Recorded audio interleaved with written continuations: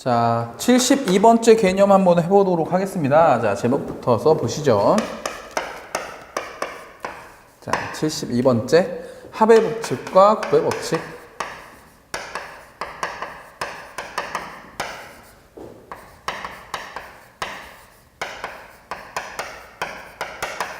자, 이렇게 돼 있다, 그쵸?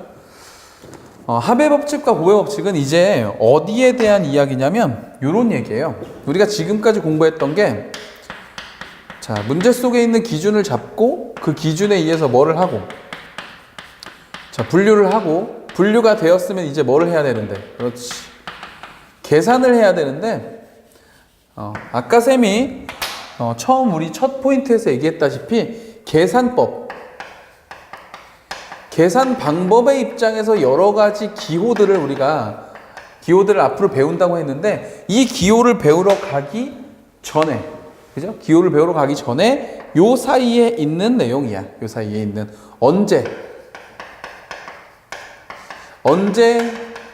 더하고 언제 곱하냐. 자, 요거에 대한 얘기인데, 사실 이거는 새로 배우는 내용이 아니고 중학교 때도 일단 우리가 한 번씩 겪어봤어요. 그러니까 중학교 때 처음에 우리가 이거 처음 배울 때 좀 헷갈렸지. 아, 왜 이럴 땐 더하고 이럴 땐 곱하는 거야? 뭐 언제 더하는 거야? 그래서 막 이런 경우엔 더하고 이런 경우엔 곱하고 막 이렇게 외우기도 하고 그랬는데, 사실 요거에 대한 어떤 해법은 문제를 많이 풀다 보면 좀 알게 돼. 느낌이 좀 오게 돼요. 그래서 그렇게 접근하는 게 원래는 맞아. 원래는 맞는데, 그래도 쌤이 좀 정리를 해주자면, 쌤 표현으로는 이렇습니다. 우리가 좀 전까지 공부했던 어떤 핵심적인 내용, 분류, 그죠? 자, 분류의 상황, 케이스를 나누는 분류의 상황은 사실 더하기의 연산이고요. 분류가 된 상황에서 이제 사건의 연속, 사건의 진행이라고 쓸게요. 사건의 진행일 때는 곱하기의 연산을 한다. 좀 너무 완벽하게 이렇게 딱딱 떨어지는 게 아니라서 이렇게 설명하시는 분들도 계셔. 또는의 경우에는 더하고, 자, 그리고의 경우에는 곱한다. 뭐 이렇게 설명하시는 분도 계시는데, 어쨌든 문제를 풀다 보면 핵심은 분류할 때 케바케, 케이스 바이 케이스로 나눌 때는 분류의 상황에서는 더하기를 쓰게 되고요. 그 다음에 분류한 뒤에 어떤 사건이 진행되는 상황을 표현할 때는 자, 곱하기를 쓰게 됩니다. 자, 무슨 말인지는 문제를 풀어봐야 한다. 알겠죠? 해볼게요. 144번. 자, 144번 문제 보면 서로 다른 세 개의 주사위를 서로 다른 요런 말 나오면 얘들아, 신경을 많이 써주셔야 돼요. 이런 것 때문에 실수하거든. 서로 다른. 자, 밑줄 긋자. 서로 다른. 여기다 밑줄 긋고 별 표시도 하나 할게요. 자, 신경 좀 쓰자는 차원에서. 자, 서로 다른 세 개의 주사위를 동시에 던진다. 아, 선생님, 요런 팁 하나 줄게요. 경우의 수 문제를 풀 때의 팁. 어떤 팁이냐면,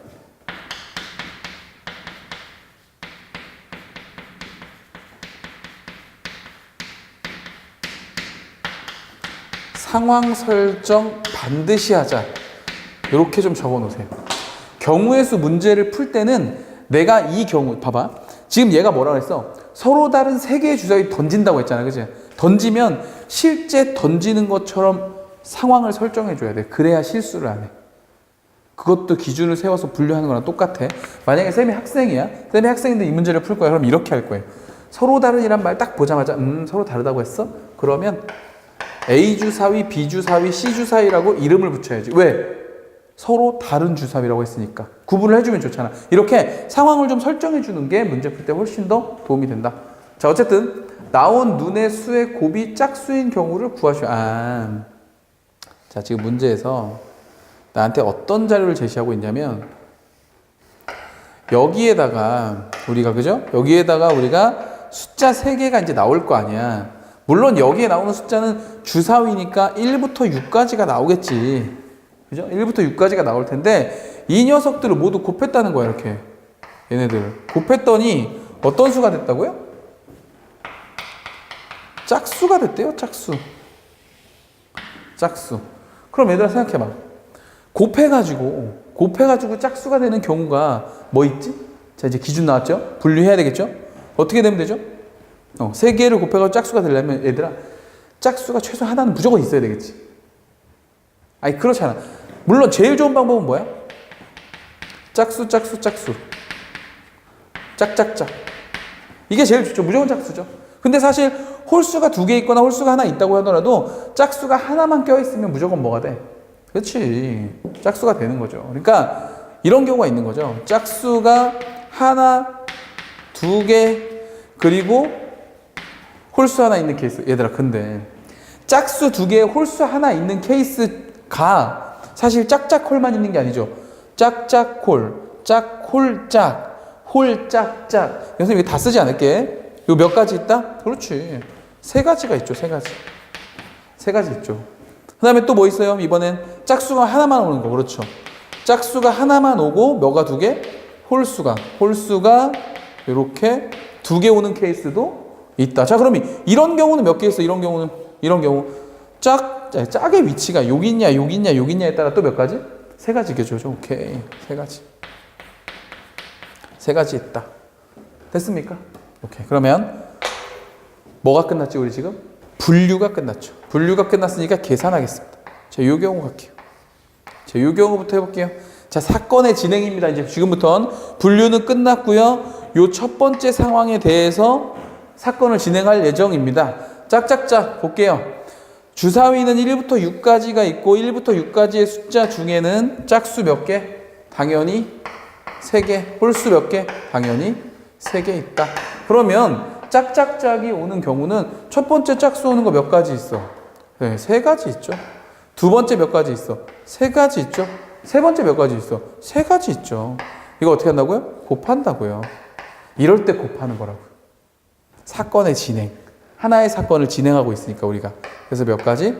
27가지가 있다. 자, 두 번째 것도 한번 해볼까? 짝수 2개의 홀수 하나. 자, 처음에 얘부터. 짝수 누구 올래? 3가지 경우. 너는 3가지 경우. 자, 홀수 너는 홀수도 3가지 경우. 그래서 27가지가 있는데 실수하면 되겠지? 있는데 근데 짝짝홀의 경우가 아까 몇 가지 있다 그랬어? 3가지 있다고 했으니까 곱하기 3을 한 번 더 해줘야 되겠죠. 이런 거 실수하면 안 돼, 얘들아.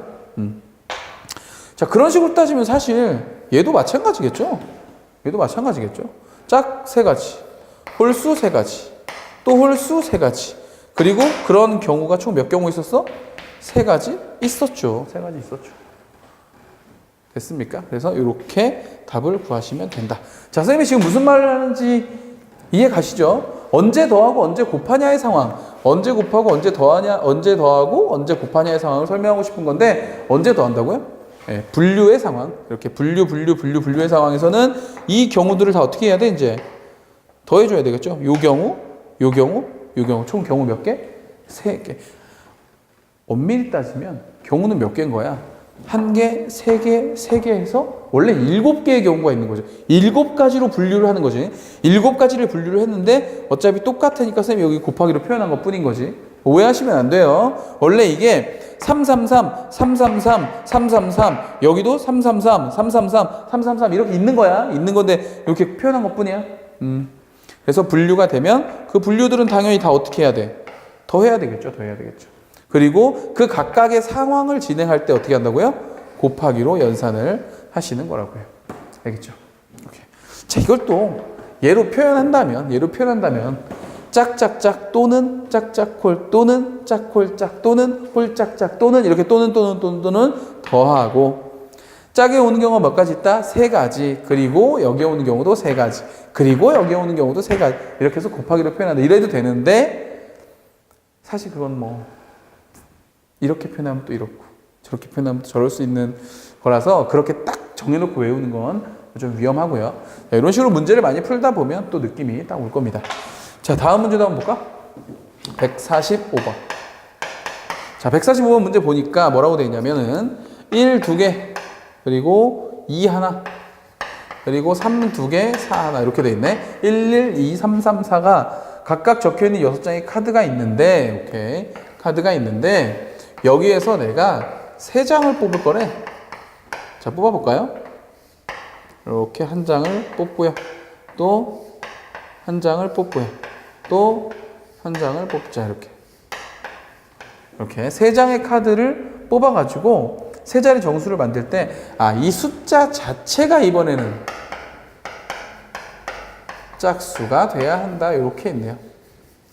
자, 분류의 기준. 분류라 그랬어, 지금.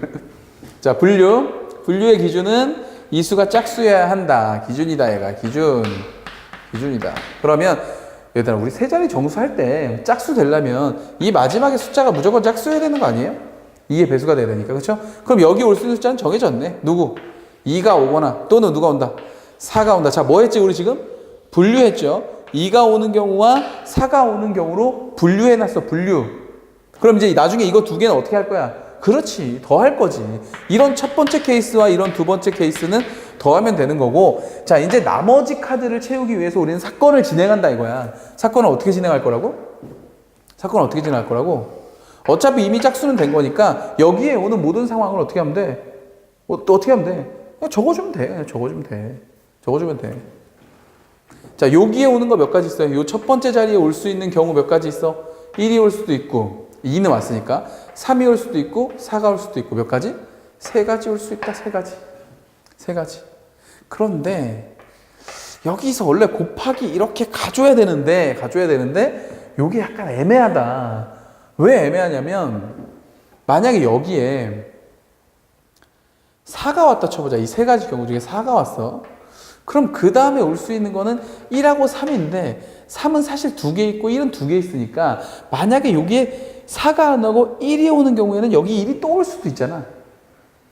맞죠? 그냥 딱 곱하기 딱 뭐로 딱 끝나지가 않겠다. 이런 경우가 있습니다. 자, 보세요. 여러분, 쌤이 지금 별표를 몇 개 치고 있냐면 3개 치고 있습니다. 3개. 별표를 3개 치고 있습니다. 이게 뭐냐면은, 처음에 올 수 있는 경우 1, 3, 4 세 가지 하고 한 가지 왔을 경우에 두 번째 딱 써가지고 끝내면 좋겠지만, 약간 여러분들도, 너네들도 문제를 풀 때 약간 느낌이 세야지. 약간 좀 차갑지. 공기가 무겁고 뭔가 쫄리고 그죠? 왜 그렇지? 뭔가 똑같은 숫자가 2는 여기 왔으니까 뺐어. 근데 1, 3, 4가 있는데 3이 2개 있고 1이 2개 있어. 뭔가 좀 약간 불안하고 뭔가 틀릴 것 같잖아. 이럴 때는 써. 이럴 때는 써. 이거 얘들아, 안 좋은 거 아니야.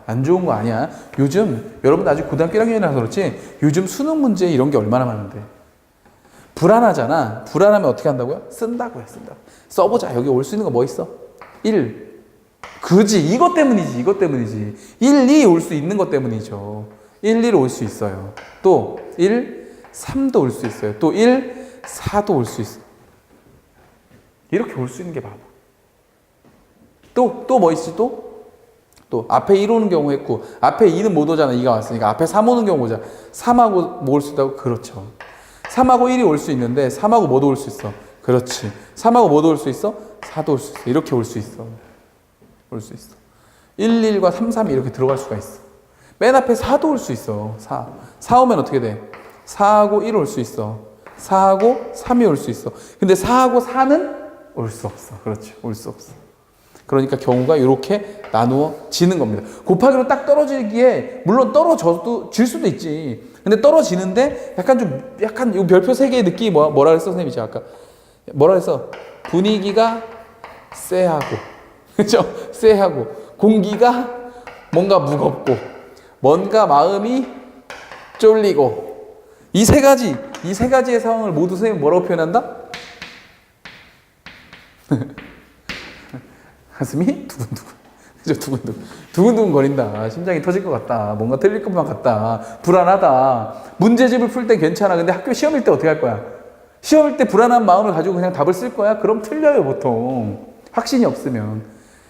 곱하기로 쓰기에는 확신이 없지만 쓰는 건 확신이 있잖아. 그죠? 근데 왜 안 쓰나? 쓰면 돼. 알겠지? 그래서 하나, 둘, 셋, 넷, 다섯, 여섯, 8가지가 있다. 그럼 4의 경우도 마찬가지겠죠? 4가 온다고 해놓고 나머지를 어떻게 하면 돼? 써보면 돼. 된다. 이런 얘기입니다. 자, 그렇게 해서 여러분들이 답을 한번 구해보시면 당연히 몇 가지였죠? 하나, 둘, 셋, 넷, 다섯, 여섯, 일곱, 여덟 가지. 8가지가 있고요. 그럼 여기도 8가지가 있겠지. 2하고 4는 똑같이 하나씩 쓰는데 위치만 바뀐 거니까. 그래서 합이 16가지가 된다. 이런 얘기입니다. 자, 이번 포인트에서는 언제 더하고 언제 곱하냐에 대한 이야기를 좀 해봤어. 그죠? 언제 더한다고요? 분류의 상황일 때 이런 경우 또는 이런 경우니까 두 개를 더하는 것이고 상황을 진행할 때는 이렇게 곱하기로 표현하는데 곱하기로 표현하려고 했더니 뭔가 분위기가 쎄하고 공기가 무겁고 쫄리고 마음이 두근거리고 하는 상황이면 어떻게 한다고? 쓴다고요. 알겠죠? 잊지 마시고. 네, 이렇게 정리하시고요. 또 다음 개념에서 만나보도록 하겠습니다.